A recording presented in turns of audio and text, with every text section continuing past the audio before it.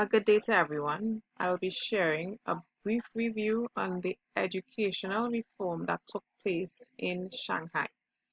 As we may recall, China places a strong emphasis on education and has high expectations of education. This value of education starts at the family level and extends, of course, to the government, which they were crucial in making their systems set up for lifelong development of every child.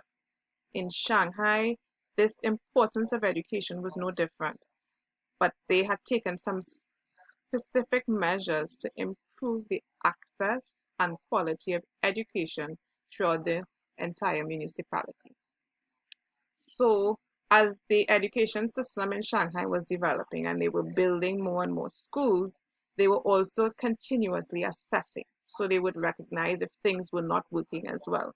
And so they were quickly able to recognize one of the problems in the system. One of the major problems was that there was a disparity in the performance between the inner city schools and the schools on the outskirts of the Shanghai. What they saw was that the inner city schools were recognized for having a much higher quality of education because they also had greater access to resources as well.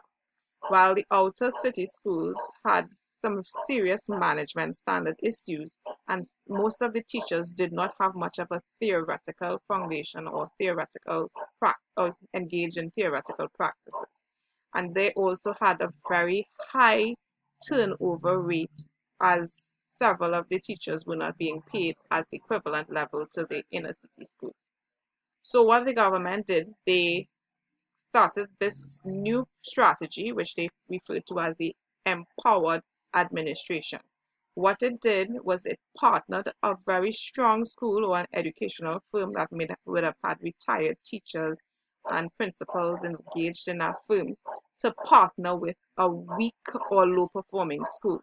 So they partnered to form a consortium. And this wasn't just a casual kind of partnership that was developed, it was actually formalized, where it involved signed contracts between the two parties involved. This partnership as well did not just include those two schools. It involved the government significantly, and of course the district education authority and an evaluation body. So while the external partner, which was a strong school or firm, was responsible for strengthening the pedagogical and administrative functioning of the school, the government was there to make sure that this policy was implemented and it was maintained. The district education authority was responsible for making sure that the finances were provided for making sure that the strategy went along. And then, of course, your evaluation body would, of course, be checking and assessing, okay, it's working, it's not working. So this partnership together, of course, this multi-layered partnership made sure that the strategy was being sustained, and it also made sure that it was, of course, highly accountable. Just a little bit more details into how it actually was operationalized.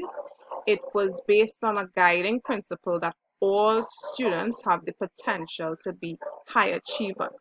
So no matter where they were from, those students from the outskirts of Shanghai deserve the same quality of education as the students on the inner city. So a big part of that was making sure that the students developed this confidence, and crucial to facilitating that entire process was changing the mindset of the teachers. So how they helped to change the mindset, they ended up developing a teacher mentorship program where these experts came in and shared their expertise and their experiences in operating with schools. So what one of the strategies involved them sitting in on classes, and then of course there were a follow-up consultation where they shared with the teacher and gave some guidance and some ways of how to correct certain issues. However, there were some limitations with this initiative where they realized, okay, so after they left, sometimes teachers would resort to what they would normally do. Um, and then they had the fact that they weren't able to sustain it by going into everybody's class individually. So this did not have this long-standing kind of impact that they wanted. They also tried a strategy of collaborating and planning. So they partnered an expert teacher with one of the new teachers, and they came up with an entire lesson plan and the step-by-step strategies for how the class was engaged and how the class went about. After this, of course, this was then shared, this plan would have been then shared with other new teachers. So they also then would have this as a guide. Big part of that is this empowered administration was consultation with the principal. So after the expert team went into the classes, they also went back to the principal and let the principal know what was happening.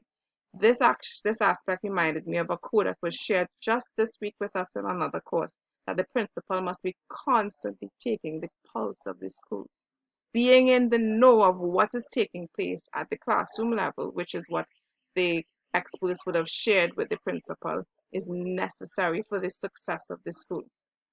These strategies of the empowered administration was ultimately intended to make changes that was systematic and permanent. And this is what they wanted to make sure, that it wasn't just a short-term something, but there was a method to it, and that it was a very permanent change.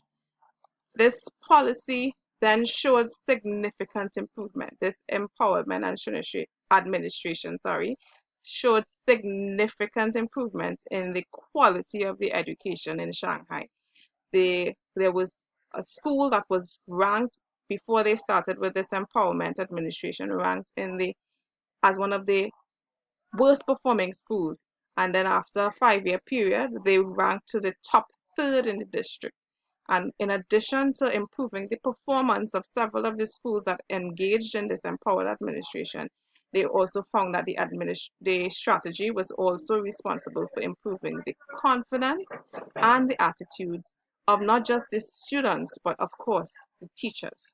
So this was what Shanghai recognized and acknowledged as instrumental in transforming and reforming their education system.